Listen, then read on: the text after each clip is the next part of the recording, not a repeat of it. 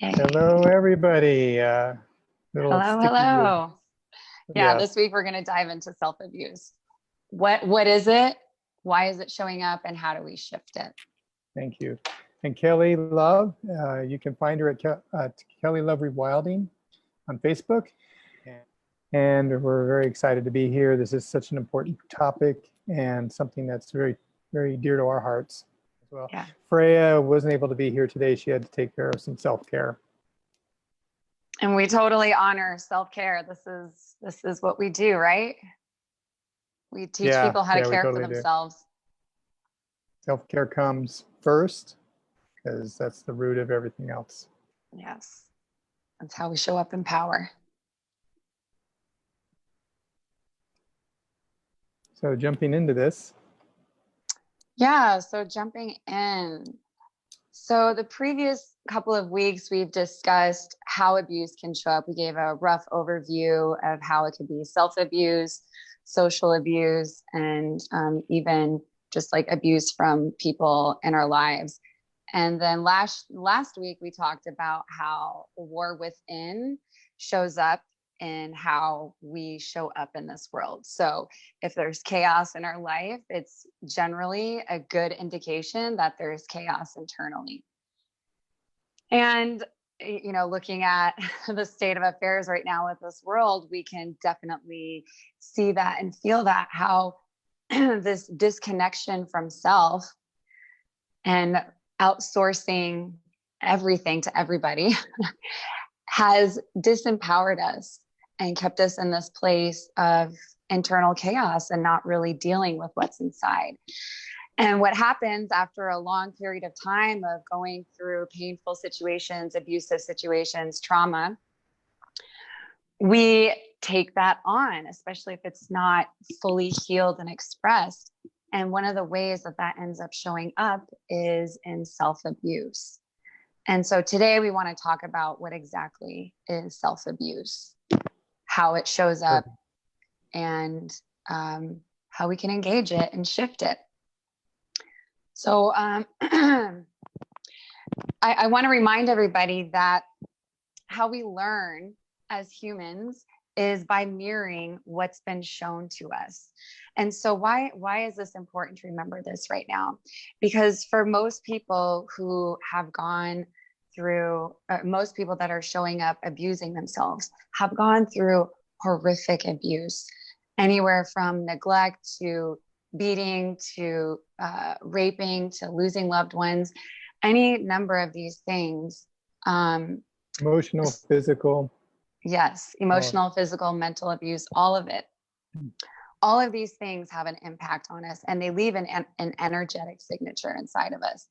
And so when the world is reflecting to us over and over that we are not valuable enough to be treated properly, that we are not valuable enough to be loved, that we are not valuable enough to be cared for, we take on that belief system. A lot of times we take on that belief system. And so that shows up in various ways. One of the ways is through addiction. And it's more than just addiction to a substance. It can be an addiction to anything: sex, drugs, alcohol, perfectionism. So we want to go ahead, Michael. We want to lean into that a little bit. Right. You want to lean into that? Yeah, work addiction, and anything that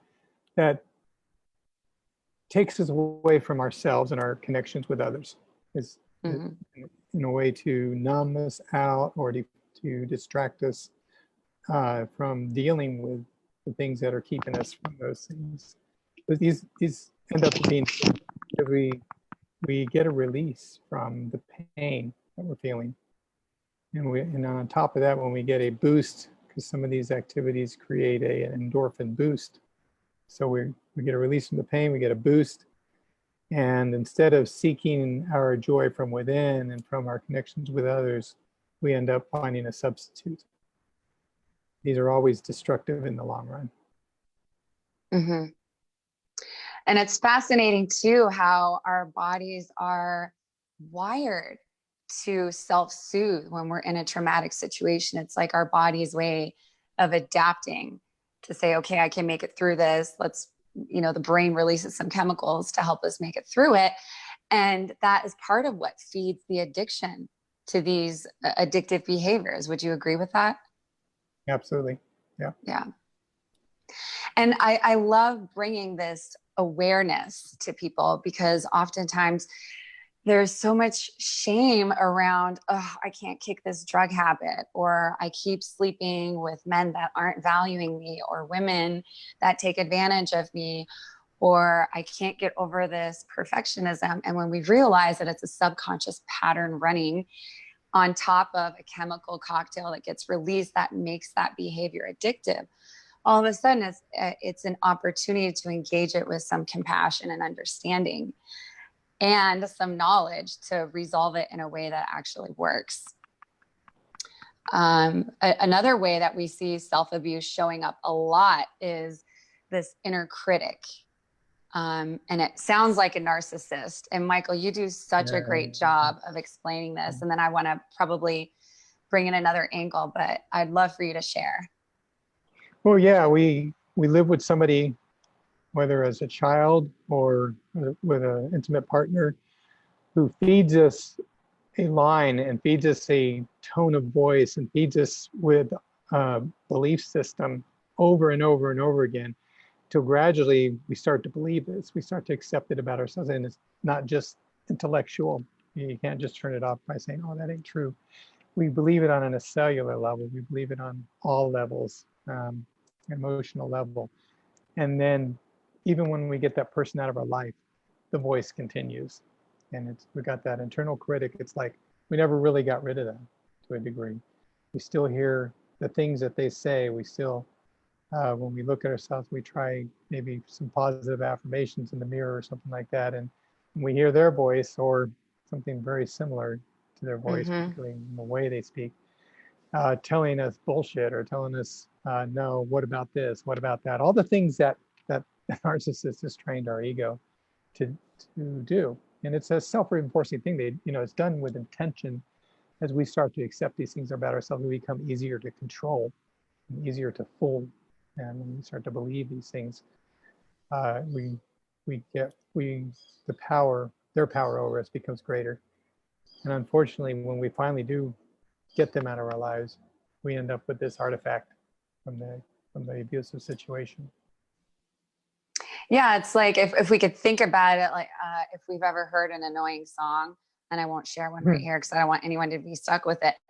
But when we hear it on repeat, it gets stuck in our head. It doesn't matter how annoying it is, it stays in the head. Or if something isn't replaced, right? Yeah, one of the call it an earworm, which is a great name for it. And one of the techniques that Michael or Mika, Freya, and I use in our trauma healing sessions is neurolinguistic processing, because we want to reprogram the brain, because most of what we're running off in life is subconscious programming. Our brain doesn't want to have to actively engage every single piece of information coming our way, because it's millions of pieces of information. And so our brain learns to categorize things and have set responses to certain things. And that includes how we've been talked to, how we respond to how we've been talked to, and ultimately how we engage ourselves. Absolutely. Yeah, and like I said, it's a cellular level. It isn't superficial. It isn't something you can say, oh yeah, that's true, I'm going to do different from now on. It doesn't work that way. Right. And mind over matter generally doesn't work there, because something like this has affected us on all levels. Only addressing the mind with positive mantras isn't quite effective enough to replace deep-seated programming like this. And one of the things that we talk about with our clients are these Grand Canyons that get formed in us, these Grand Canyon patterns that get formed in us. And that is from a repeated use of a certain behavior pattern. And so in order to shift that pattern, you have to interrupt the process. Right, Michael? And this is what we do with our clients. Yeah, it'll feel like you're trying to create a new Grand Canyon in effect. And it's kind of true. You're creating new patterns. You're creating new ways of reacting, new ways of thinking. And there's a lot of depth to it. You're going to want to fall back into the old Grand Canyon, so to speak. And so it's not an easy process, but it's essential to getting past this. One of the other ways that we see a lot of self-abuse showing up are self-harming practices. Self-harming practices can be any number of things. A lot of people cut themselves. And from the personal experience that I've had with people that get into cutting themselves, it's oftentimes it's rooted in such deep dissociation from stimuli that the people experience numbness and dissociation inside. And so as a way to feel alive, to feel anything, they inflict pain on themselves. And on some level, it's a way of control. It's controlling the environment and saying, I'm controlling my pain now. What's been your experience with that? Absolutely. Is an attempt to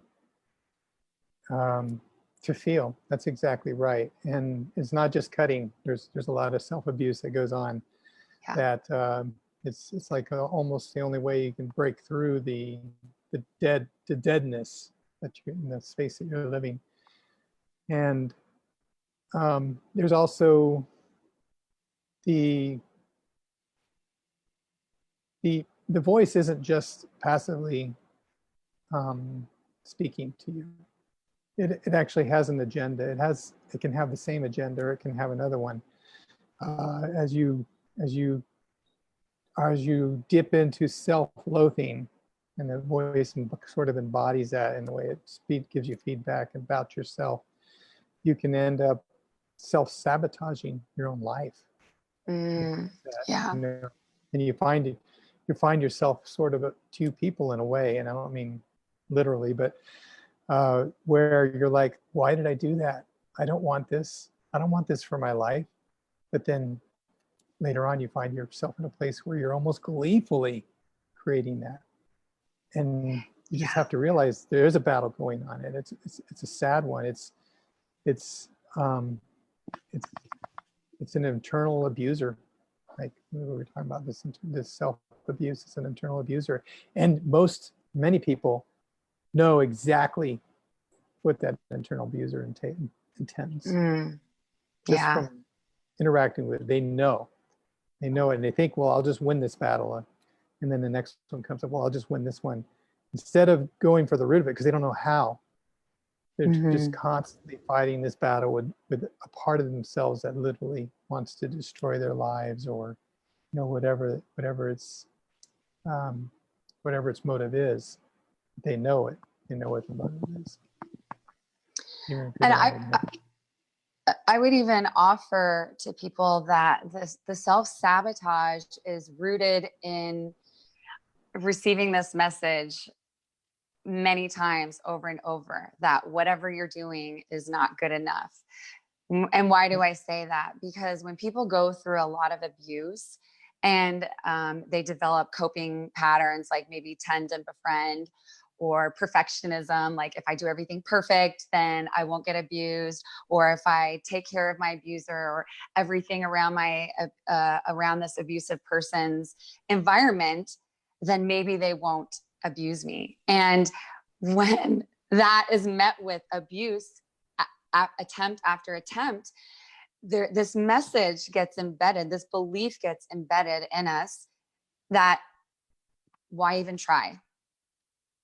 Why? And I remember a point in my life where I just said, fuck it. I'm done trying. And I went off the deep end, and I was high and drunk pretty much every day. I lost track of how many men I slept with. Anything extremely violent, showing up in a violent way. And it's because I'd received messages like this and other messages like, when I didn't want to go to college right away, instead of my father encouraging me and asking me, hey, what do you want to be? Because I didn't receive any guidance about college. Okay. I didn't receive any guidance about how to show up in this world. Instead, I got reflected back to me, oh, you're going to work at McDonald's for the rest of your life. And in my head, I was like, yeah, fuck you, Dad.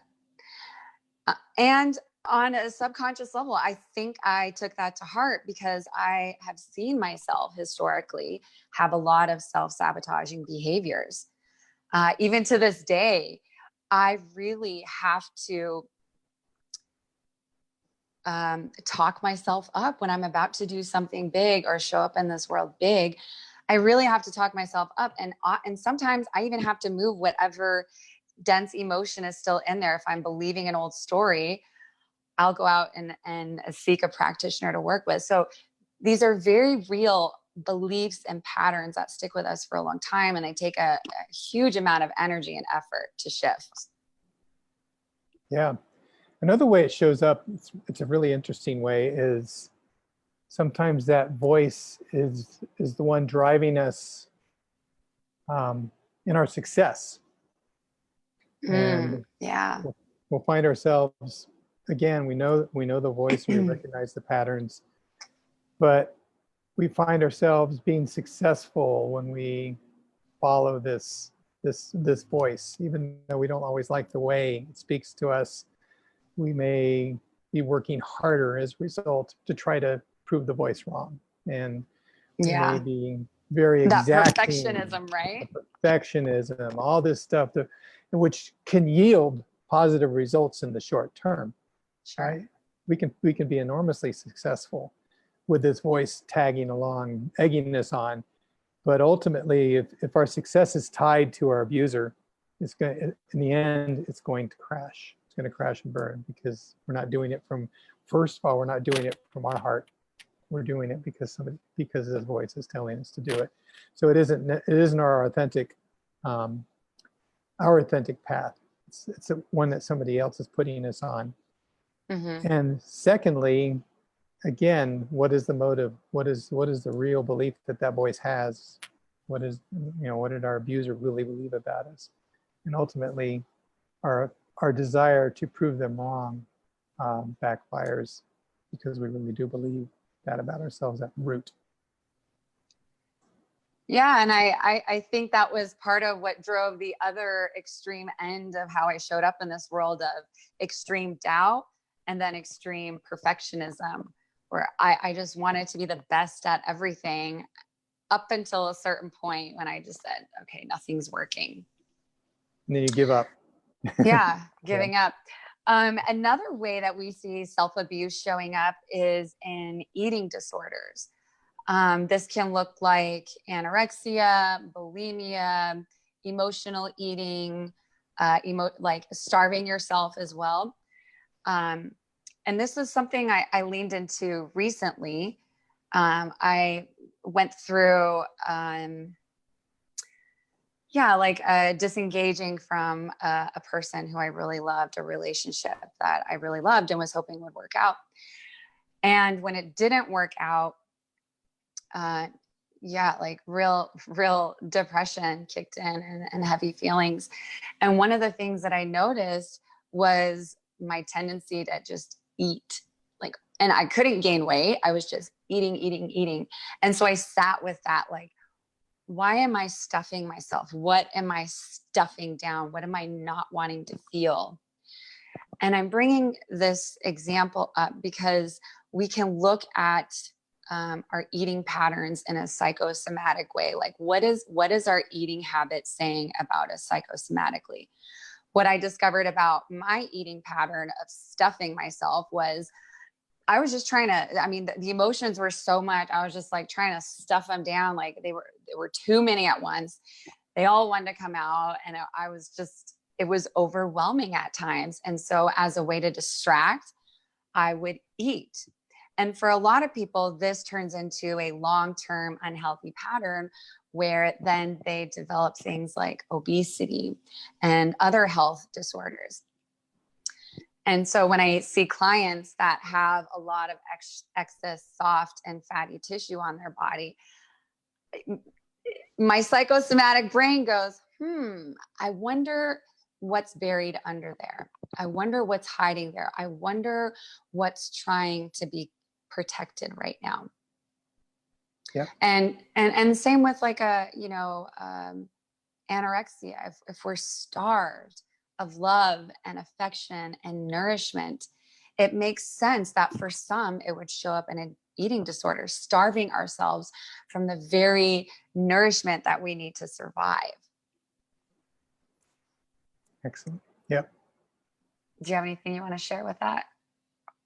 No, I think you handled that very well. I would like to bring up shame. Yeah. Shame starts out as an externalized projection. In fact, you even hear the phrase "shame on you" as a child, and you're like, "What?" And basically, as a child, what you're being told is you have to accept this guilt that I'm giving to you, not because you feel like you did something wrong, but because I'm telling you.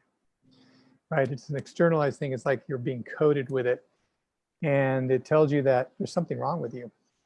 That's how a child picks it up. There's something wrong with you. And that's sort of the root of shame, is that you are not enough, you are defective, you're broken. And we see this, it's really interesting because we teach that there is no real usefulness to shame at all. And the reaction we get, the pushback we get on that is incredible. We're like, well, shameless people are some of the most horrible people. And you're like, what do you mean? And if you ask enough questions, you realize ultimately it's that, well, we can't control them. Yeah. Right. They're going to do what they want. Well, what's wrong with doing what they want? Well, they're going to do terrible things to people. Why would they do terrible things to people? Shame is not the basis of being a caring, loving human being. Love is the basis of being a caring, loving human being. Oh, I got goosebumps from that. Yes. Right? And integrity combined with guilt is all you need to be kept on that path, being a loving human being, being high integrity, maintaining your integrity. When you feel the twinge of guilt, you've done something wrong, you go to make it right, and you move on. You don't hold on to that. Shame is residual. It stays in there. You can bask in it. You can be taking a bath in it. And many people do.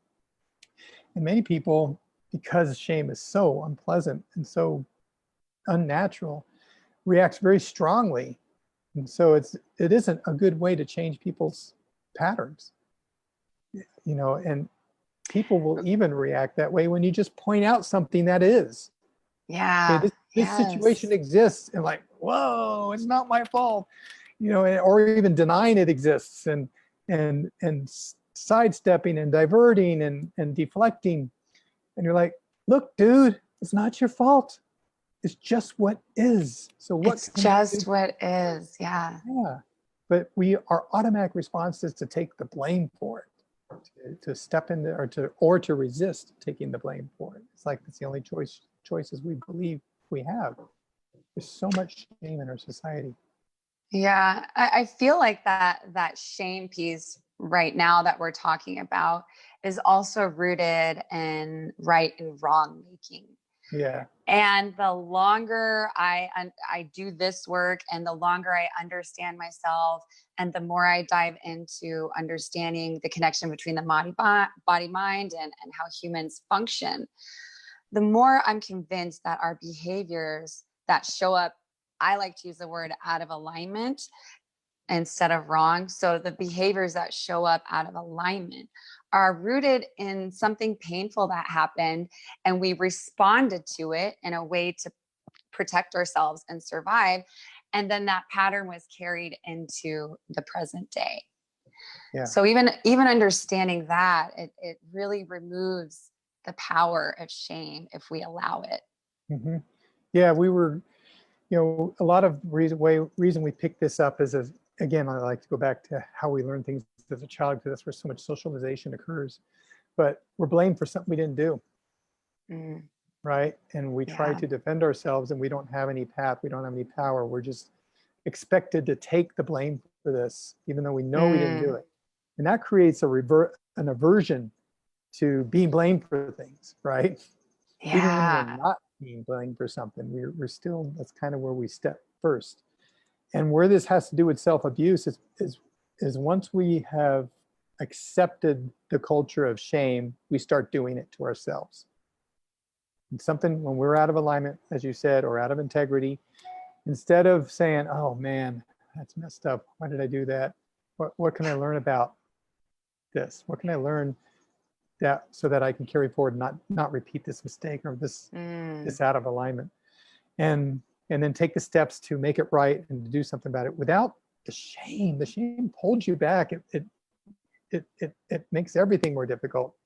And it's like a boot in the face. yeah. Instead of just learning from it, moving forward and letting it go, even once we maybe have made it right and maybe have taken a lesson, we're still wallowing in this, sometimes so wallowing in this shame. I'm such a bad person. Again, there's something wrong with me. We're back into shame is based on there's something wrong with you. You're broken. Instead of you're human, you made a mistake, look into the causes and learn from it and go forward. Yeah, and even, and I don't mean to nitpick, but I want to touch on that word you used of mistake. Again, I find most people who are making quote unquote mistakes are doing it on a very subconscious level. And I'll give a personal example. It happened a while ago. My sister and I had an interaction. I was like extremely triggered. She was extremely triggered. And it turned into this yelling match. Now, old Kelly would have just brought my fucking force and like pinned her to the ground and like, I don't know, whatever, something. And what I got instead was, I mean, yes, I was like still full of rage and anger. And my sister actually started physically attacking me. And I walked away from that situation thinking, at first there were a couple of things. I wanted to be victim, okay, and not own what I did. And then what I realized is we were both reacting from a triggered place. And I also realized that I didn't show up the same way that I did. I actually was a lot less violent than I had been in the past. And so also recognizing in ourselves like the progress that we make. And I want to back up just a little bit more because I want to talk about one more subtle way of self-abuse that shows up. And this is caretaking for everyone else around you and at the expense of not caring for yourself. Yeah. And this shows up in a lot of people's lives who have gone through abuse. And I noticed that this showed up in my life as well. And it's rooted in living in chaos and having to find a way to ignore the chaos and survive. And this pattern gets carried on into adulthood. And so, you know, when you're stuck in a situation where you're being abused and you can't survive, you find a way to cope in that situation. And you learn to say, I don't need this. I don't need this. I can survive without this. I can survive without this. And then the tend and befriend behaviors can often kick in where, you know, you're starting to take care of those who are abusing you or the environment you're in so that you don't get abused. And then this pattern gets carried into adulthood. And so people have been so disconnected from what feels safe and good that they just put up with so much. Have you experienced this, Michael? Well, yeah. And not only, I mean, your description of it's perfect. But not only is that true, it's held up as a virtue.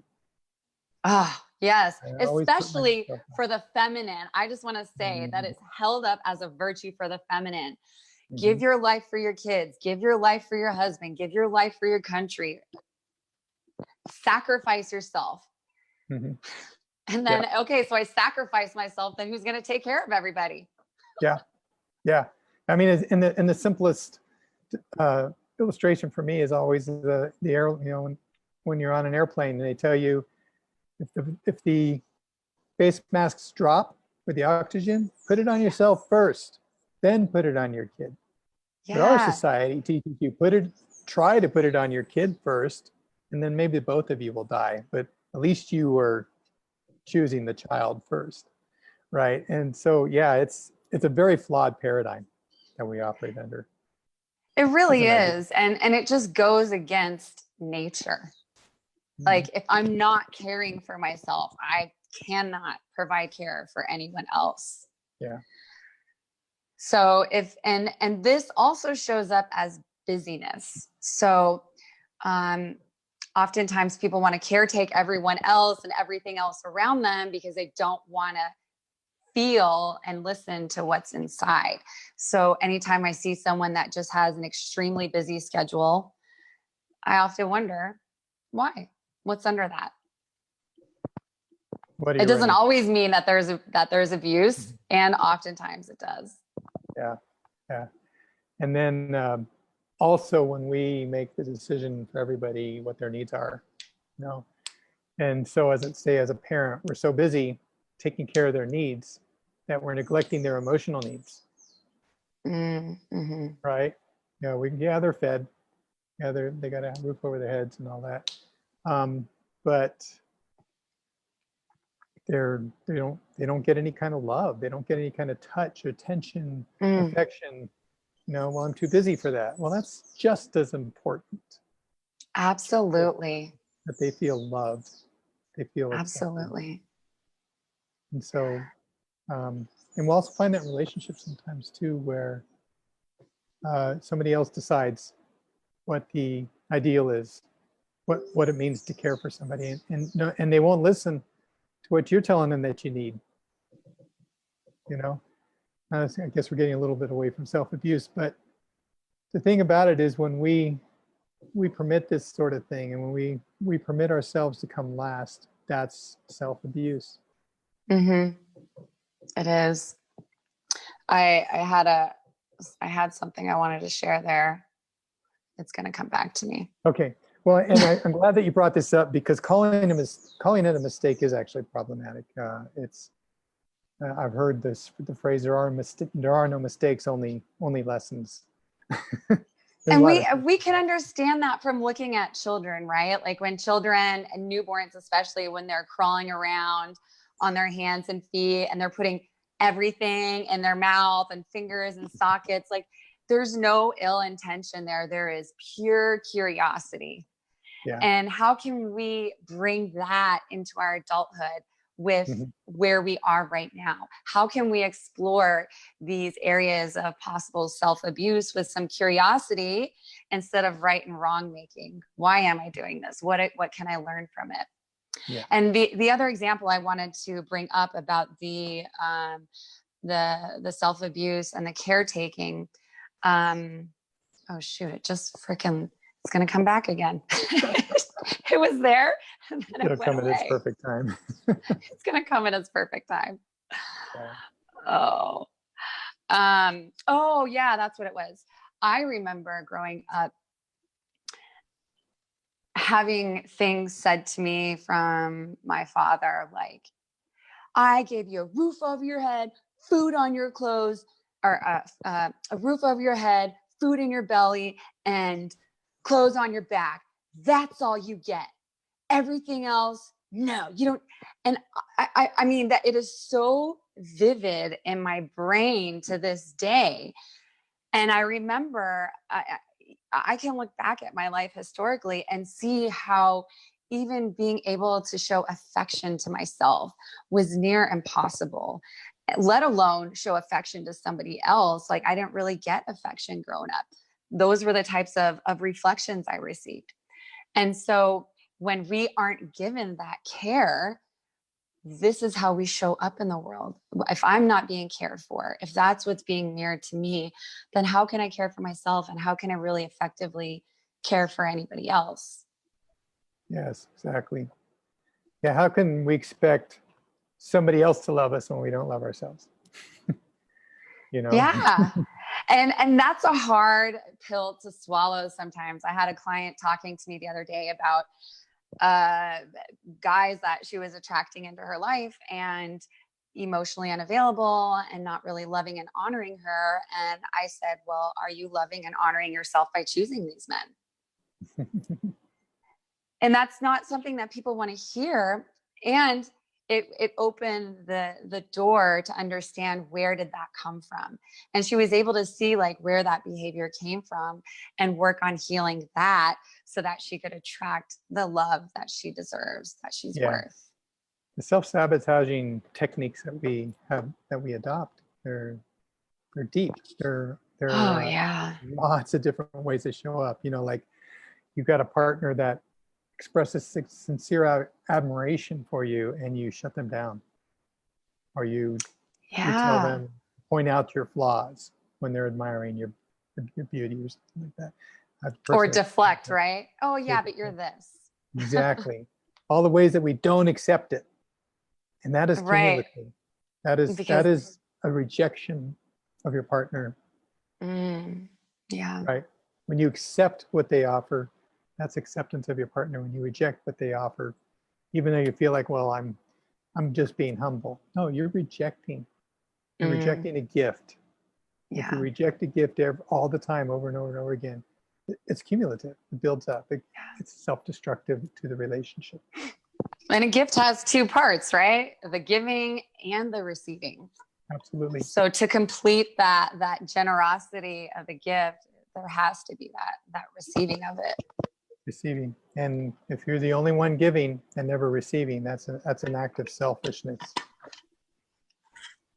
Because you're the one saying that giving is a positive thing, but you're not allowing anybody else to be positive towards you. It's like you're hoarding the perceived virtue of it. And it isn't about virtue. It's about an exchange. It's about giving and receiving love and appreciation and everything else. And I'm glad you brought up the shame piece a little bit earlier, because we are going into that. A lot of this perpetuation of self-abuse is rooted in shame. The shame of allowing the abuse. For myself, even being able to admit that I had been raped and molested, it took me until the Me Too movement came out. And those things happened to me as a toddler and as a young girl in grade school. And there was always this voice in my head, because the people in positions of authority didn't do a fucking thing about it, any of it. And so the message that I got was that it was my fault. I allowed it. And also, is it really molestation if the guy just licked my ears and groped me? Is that really molestation? Or if I can't remember it, did it really happen? I mean, I read a report. Did it really happen? So there's this shame of it being allowed to happen and being these damaged goods. And I understand for myself, I hid a lot of my abuse because of that. I was so afraid to bring it out into the light, because I didn't want to be seen as the girl with daddy issues. Right. And that's, again, we're back to shame. Why should there be any guilt? Why should there be any shame attached to being victimized by somebody? But there is. Exactly. There is. There is. And because that's one of the that's one of the misuses of this. This is why this is so useless in society. You know, it has nothing to do with guilt and integrity and value systems that you're adhering to. It has to do with something externally applied. Yeah, and then there's also just the shame of people being aware of it. And the way they're looking at you and what they might be thinking. And yeah, exactly. It's a difficult thing. And I've often realized that, or I've often seen that when I would hold the view that it was shameful, that it was something dirty or whatever, those were the type of people that I would attract into my life. And those people would say, oh, you need to fix your shit. You need to handle that. You have dad issues. Instead of being met with, wow, oh my gosh, that's so heart-wrenching that you went through that. I hear you. I see you. I believe that you're still loved. Yeah. How can we bring you back into alignment? Or the whole spiritual bypass thing about you create your own reality. That. Yeah, let's land on that. Yeah, that's something that has on one level, there's an element of truth to it, but to tell somebody that who's a victim and who's still working through it, or to tell somebody that who was victimized as a child, you asked for it, you created vicious. it. Oh. That is a different way of saying it's your fault. You might as well be saying you shouldn't have worn that outfit. Yeah, or you shouldn't have been born a woman. Yeah. And so you have to be so careful with concepts like that, because for a person who has completely released everything, all of the trauma around an event, an experience, and has cleared their energy of it, and for them to then look at the way they were taught, and they look at their past, and they look the way they were raised, and maybe see that there were ways that they did invite this energy into their space. But you don't do that to somebody who's still suffering. That is just mean-spirited, and it isn't even applicable at that point. Right. And it's like, okay, so the element of truth, let's touch on that. Let's touch on the element of truth and see how it gets distorted into shame making. So the element of truth is, yes, what we have inside does attract what comes to us on a very subconscious level. And that is because most of the time, like when we're trying to process a trauma, our brain is subconsciously looking for similar situations to try to resolve it with a favorable ending. And so a lot of times this perpetuation of abuse is because of a very subconscious pattern. And when we understand that our body is seeking resolution, whoa, my body is seeking a resolution. Okay, fine. How am I able to partner with my body to find this resolution? Yes. There's no shame there. There's no shame. There's no shame. And then there's like the generational epigenetic thing where trauma is passed down from generation to generation. And that takes a lot to shift too. I mean, so yes, it could be coming into your life because of generations of it. I can look at my family and I see at least 5 generations, 6 generations that I'm aware of that have gone through all types of sexual and physical abuse. And it gets carried on. And I remember at a young age, I was like, it stops with me. It fucking stops with me. Yeah.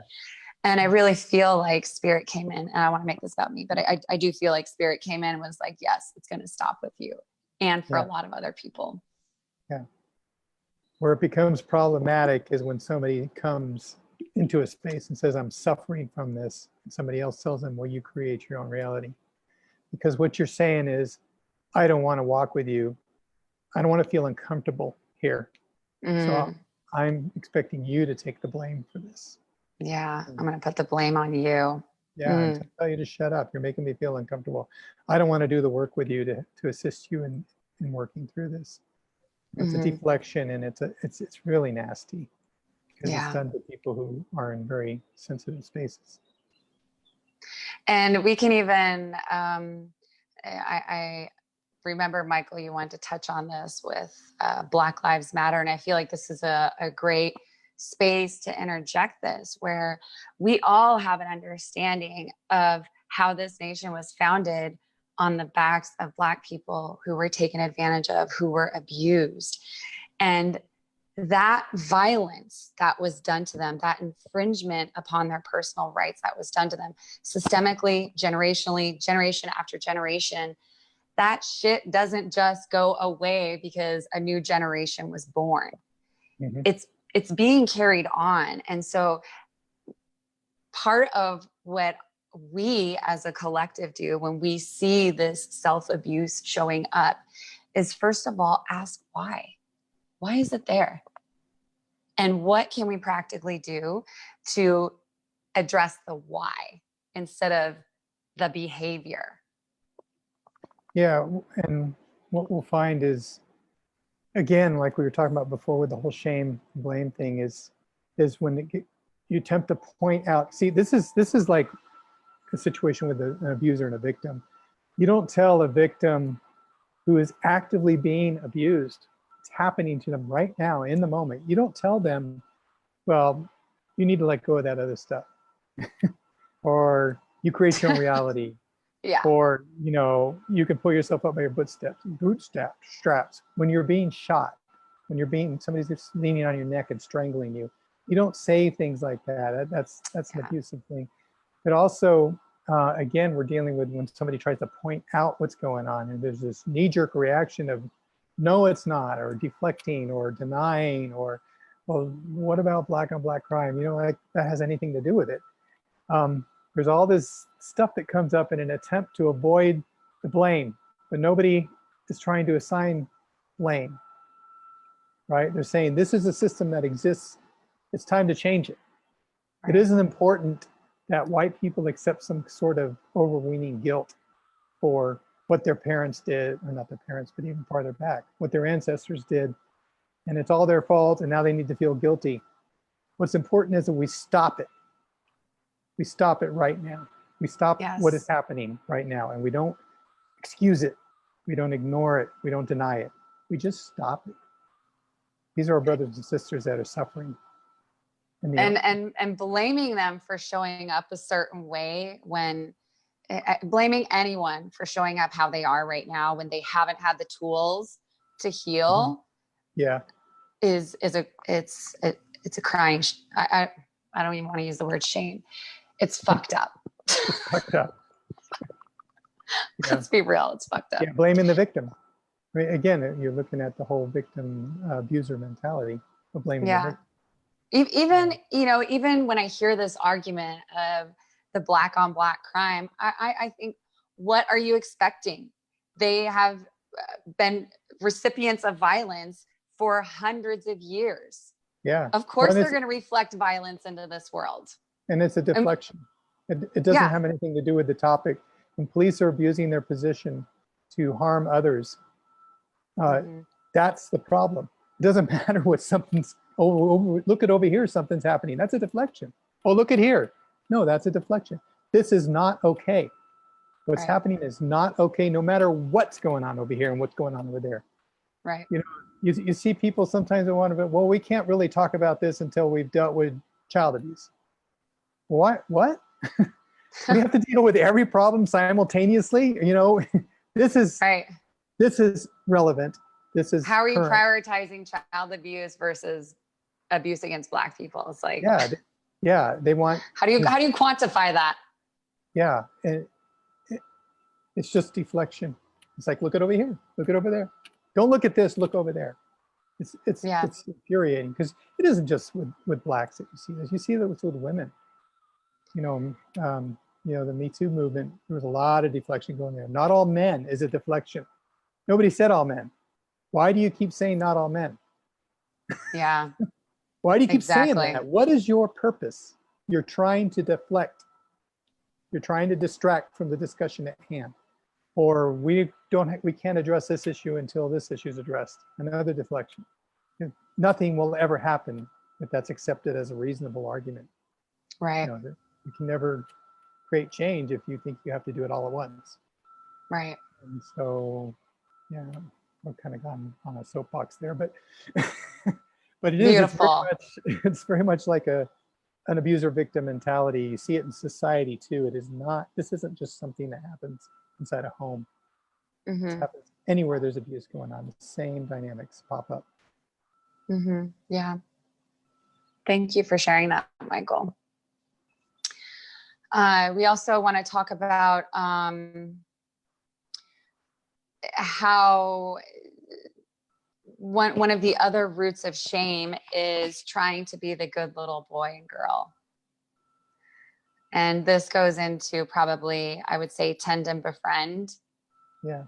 trauma response. Hmm. What's your experience with that, Michael?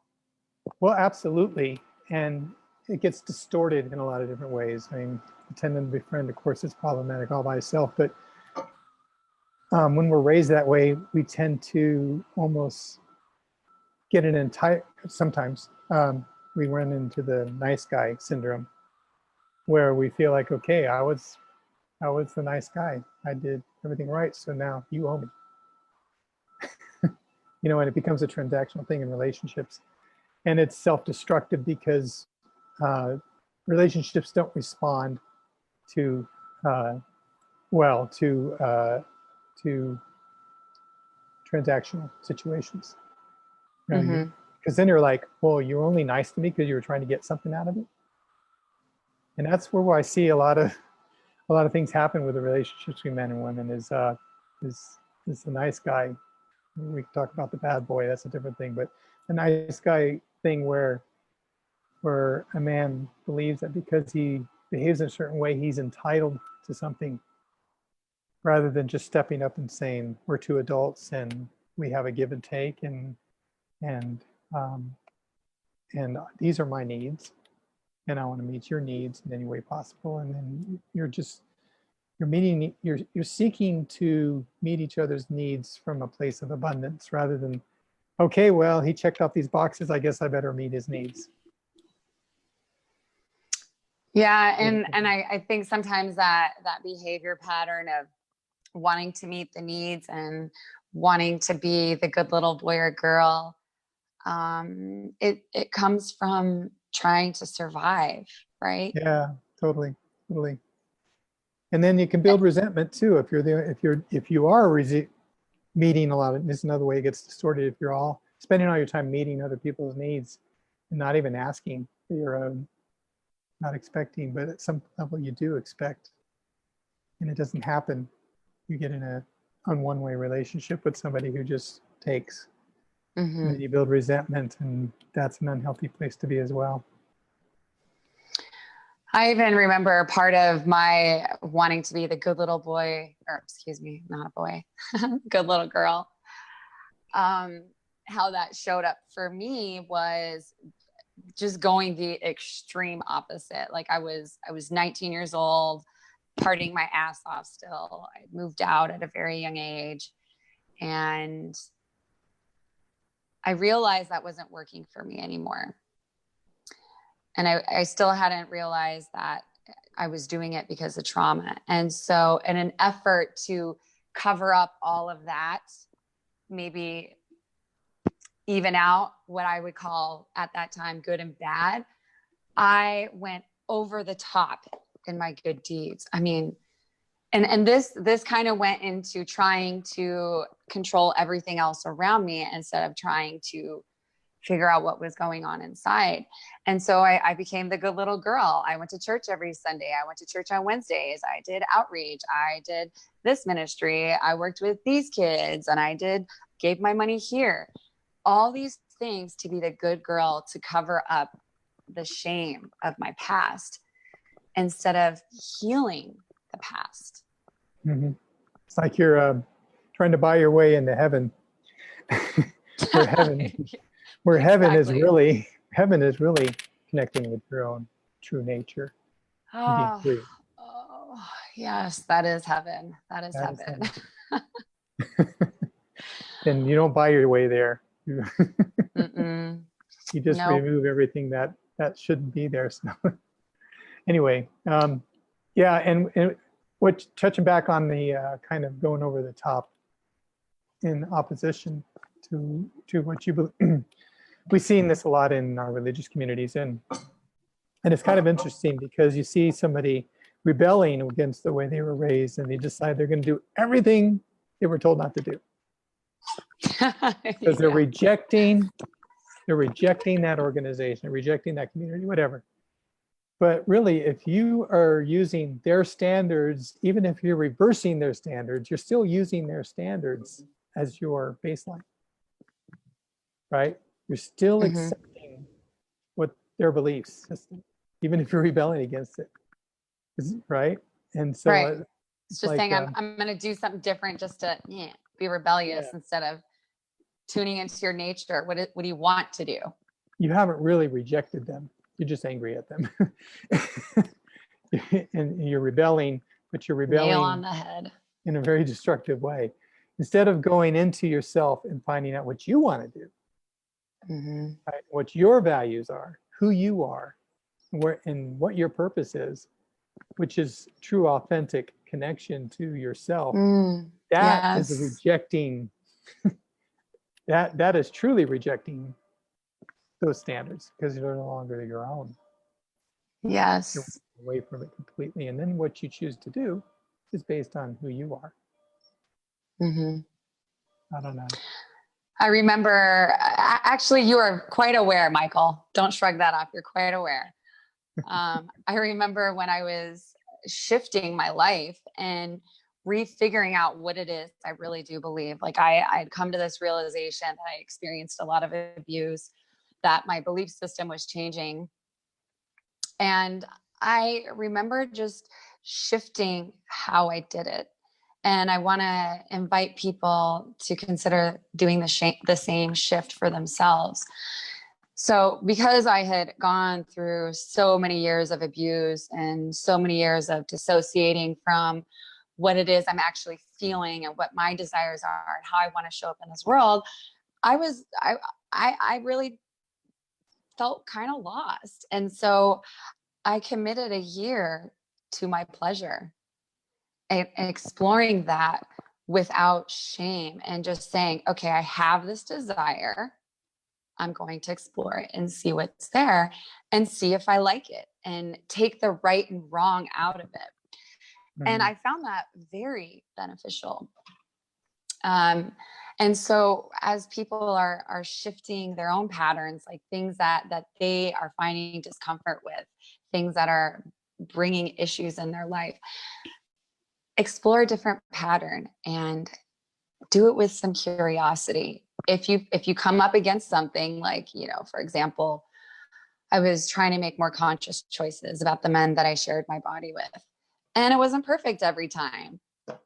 And when it wasn't perfect, I would just say, well, okay, I heard my intuition here and I ignored it. I saw this sign here and I ignored it. Okay, these are the Perfect. pieces I can own, and next time I'm going to choose differently. So it takes away the right and wrong, and it's just like, okay, what can we learn from it? Just like a baby sticks their finger in the light sock and is like, fuck, that hurt. Hopefully they don't do it again. Yeah. And you really know there's a problem when you keep sticking your finger in. Yeah. And what we really want to invite people to is this a relationship of seeking to understand and love what's there. Yeah. I have a lot to share about that. Do you want to share anything, Michael? Just that I really feel like you're on the right track. And it isn't that your path is everybody else's path, right? You chose this Right. way and it was beautiful. It's absolutely beautiful way because you're connecting with a part of your humanity that is so commonly rejected in our society. And so that's going to get you in touch more with your body, more with yourself, your own desires, your own values. And so whatever path that you choose to get in touch with that, that's essential because we're taught from our earliest days to disconnect from our bodies, to reject what our heart tells us. Yeah. Be obedient. Be rational. Yeah. Go into the head all the time. And yeah, so there's so much effort that's put into disconnecting us from our bodies and our hearts and our intuition. And so going back to that is not an easy process. And there's so many different paths to do that, but it's the only way we're going to connect to our humanity again. And I honor your path. It was beautiful. Yeah. And then the next year I did a year of courage, which was interesting because that was the year that I started actually doing all the healing practices. Do you want to share? Do you want to give any tips about things people can do at home to move some of this energy and maybe find some internal peace and release. Yeah, well, there's always meditation, and I highly recommend meditation because it gives you some, again, it's self-care time. You care about enough about yourself to take an hour or so, or sitting down and just being with yourself, feeling the emotions that come up, feeling the thoughts that come up, and without judgment, without shame, and honoring them. It's a start. You're not going to get everywhere you want to go with meditation, but Right. it's a start. And being more conscious of what's going on around you and why, instead of just reacting. Mm-hmm. If people are being abusive towards you, or I mean like abusive, but people aren't honoring your boundaries. Your friends are disrespectful to you, but you keep going back for more. You know, what is the space that you have created in your life? What friends do you have? Mm-hmm. What are your associates? Are they a positive influence in your life? And if not, why are they there? Mm-hmm.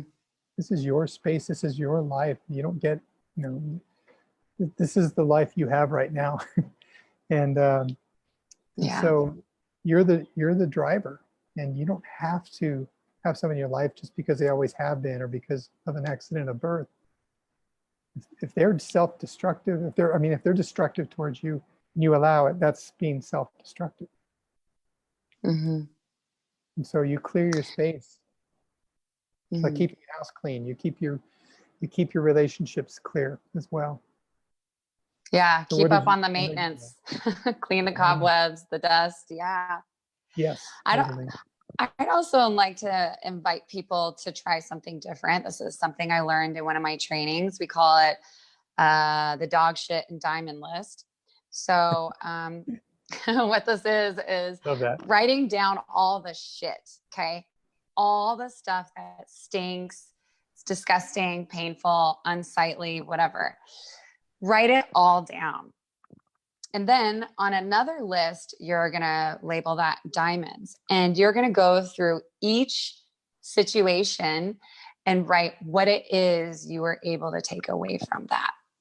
And why am I offering this right now? This is a chance to rewrite your story. This is a chance to form new synapses in your brain. So remember, we talked earlier about these Grand Canyons.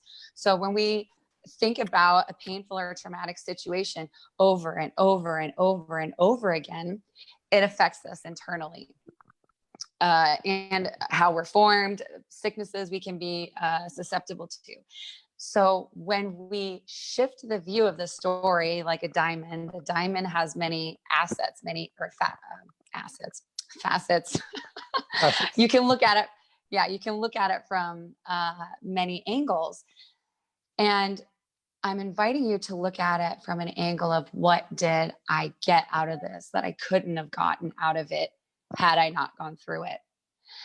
And it's gonna dig up some shit, literally. When I did this exercise, I was like, just on edge, and I remember messaging my teacher. I'm like, why are we doing this? And I realized the important step of rewriting my history, because one of the things I like to say now is I can't show up in this much power with this much understanding had I not gone through all of that shit. This is my diamond right now. This is one of my diamonds right now. Yeah. I said something a while back, something along the lines of, there's nothing more precious than the lessons we have learned from the struggles that we have endured. We paid for that with blood and tears, blood, sweat, and tears. They're yes, blood, sweat, and tears. Mm-hmm. I would even invite people to record it, record the diamonds and hear yourself speaking it, because feeling that vibration of a voice hits the body on an energetic vibrational level. So more than just reciting it in your head, speak it out loud, have it spoken to you. It's one of the things that I do to reverse all this negative programming in my head. Is I found this amazing rapper, artist, poet, man, and I'll share him in the links, but he has a lot of meditations. His name is Lundrell. And I really especially love his meditation on love, love and relationships. So repeating to yourself over and over the good things about you, the good things that you are.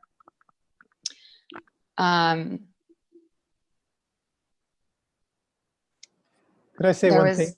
Yes, absolutely. Please. I wanted to clarify something because it's important.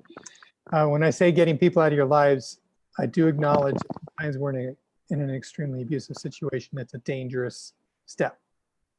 It may be something that you get to enroll others in assisting you. And there's programs, there's people out there that can help.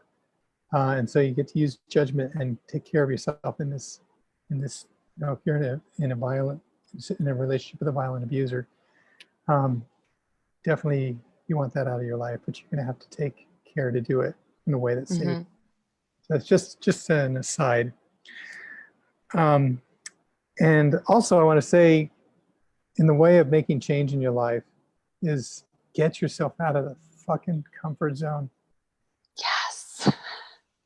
That is, nothing's going to change. Nothing important's going to happen if you think you're going to do everything from a comfort zone. Right. Judge what you're doing by how uncomfortable you are doing it. And that's a pretty good guide, actually. And what a great segue, Mika, because I was about to bring that up next, of this ruthlessness that we need to have when it comes to finding our wholeness. If it took a lifetime to create you in this version, it's going to take a lot of effort to shift that. Imagine, I mean, I like to picture people who have gone through a lot of trauma and abuse as people walking around with like limbs hanging off and gaping wounds and an open head, and maybe, they got their artery leaking out or something. And if we don't do anything, or if we just try to stick a Band-Aid on it, that doesn't do shit. I understand it's scary to do this work. And you know what's even scarier? To stay like this and get worse and worse and worse and feel the pain over and over and over again. It doesn't have to be like this. There is hope. Please reach out and be committed to do the work, really do the work. We get lots of people reaching out to us who say they're ready and then don't want to put forth the energy to do it. And the energy is going to be, it's going to show up in a lot of ways.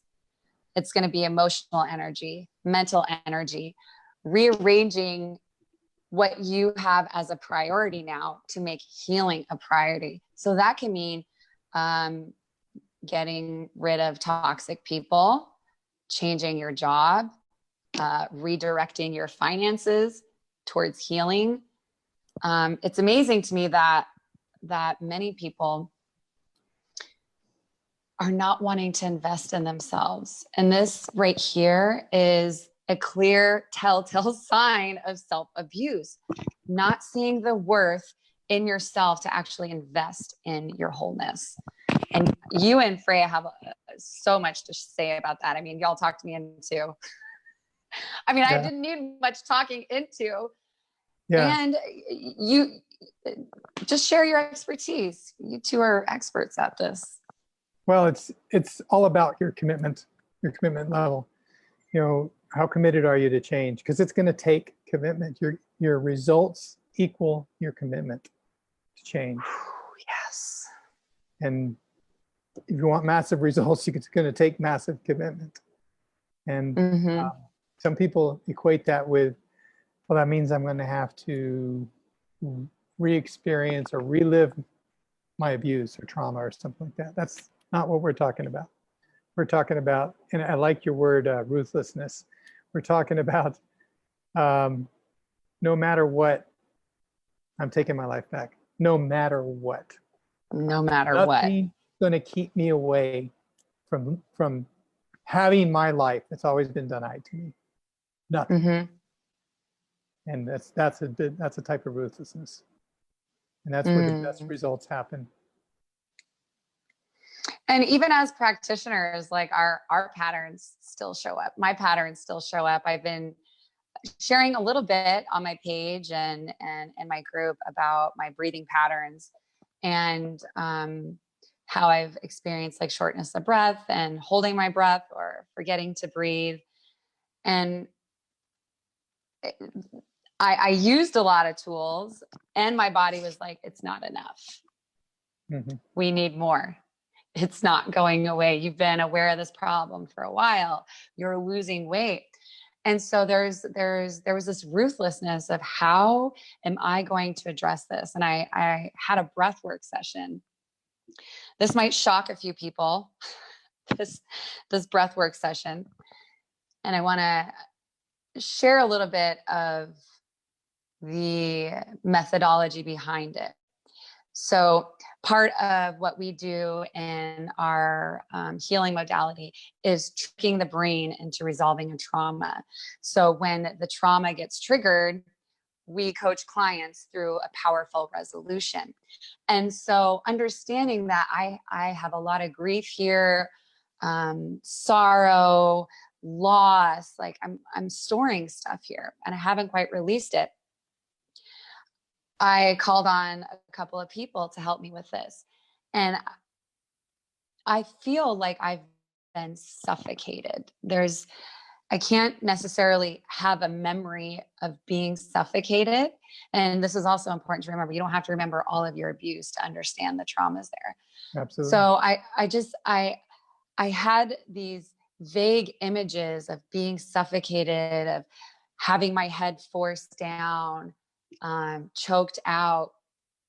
And so as a way to just go right into it, I did a shamanic breathwork session where I said, okay, if breathing in life is my challenge, then I'm going where the challenge is and I'm going to do a shamanic breathwork and I'm going to just get in there. And so all these things start coming up and intuitively, I'm just hearing, okay, have the practitioner restrain me. So I'm coaching the practitioner on various things just to see, is this it?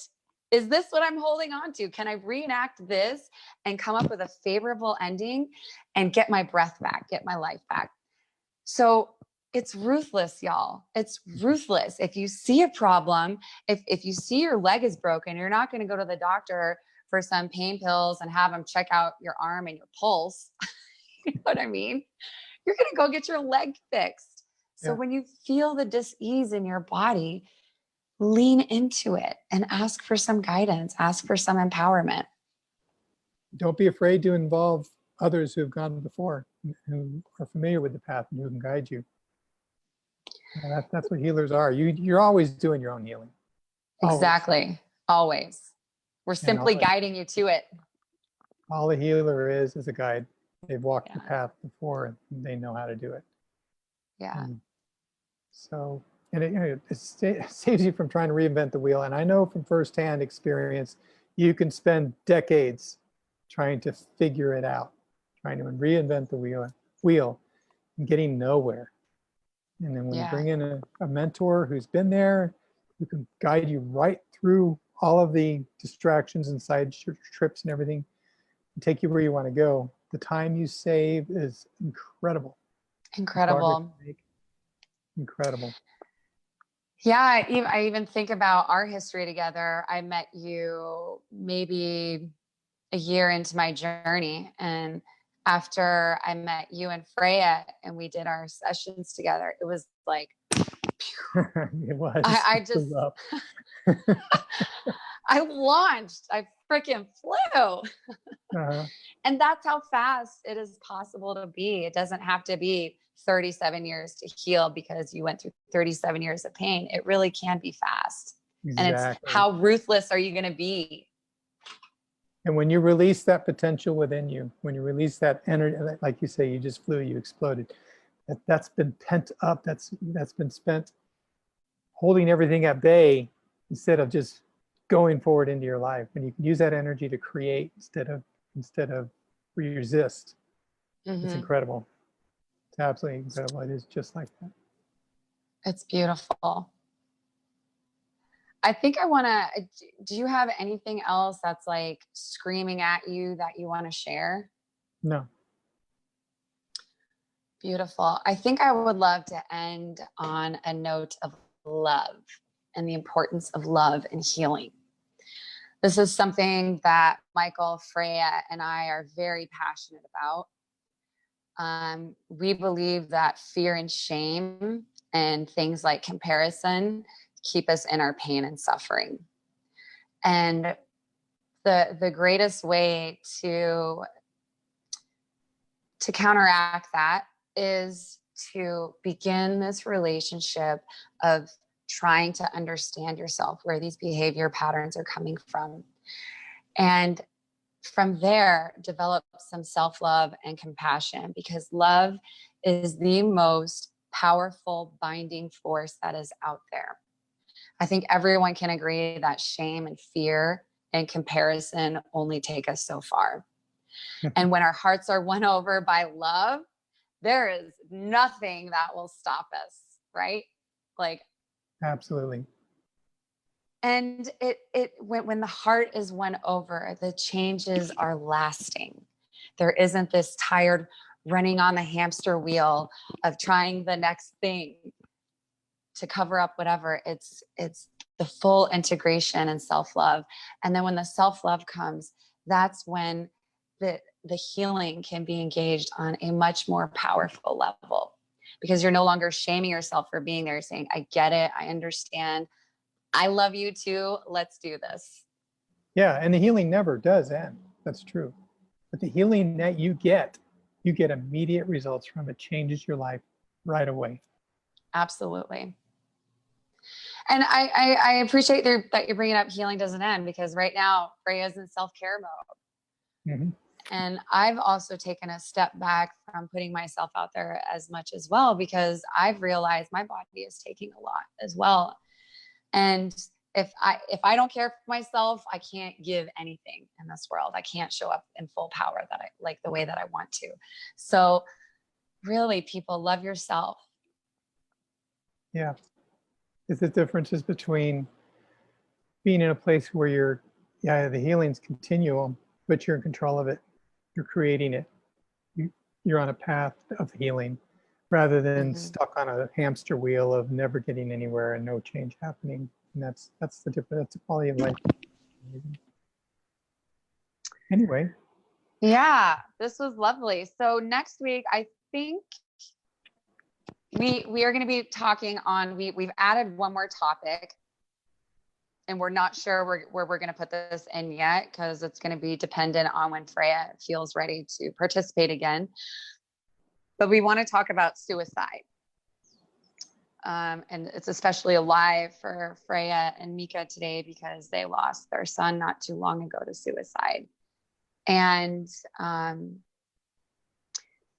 it was rooted in a form of abuse. And so this is why it's such a sensitive topic and relevant for today. And with a lot of people struggling with depression right now, with isolation and riots and lives falling apart, this is a very real reality. So we want to bring light to that. Stay with us. We got lots of good stuff, and we really hope that you're feeling shame lift off you as you begin to understand how trauma gets stored in the body and its effects and all that good jazz. Beautiful. Anything else you want to share, Mika? Nope. And we will have contact information in the comments for Kelly and us, Ray and I. And I'll put Lindrell in the comments too, the conscious rapper, lyricist, poet I was telling you all about. Beautiful. Thank you for listening to us. We enjoyed this topic immensely. Yes, thank you for joining. All right, y'all, take care. Have a beautiful day. We love you.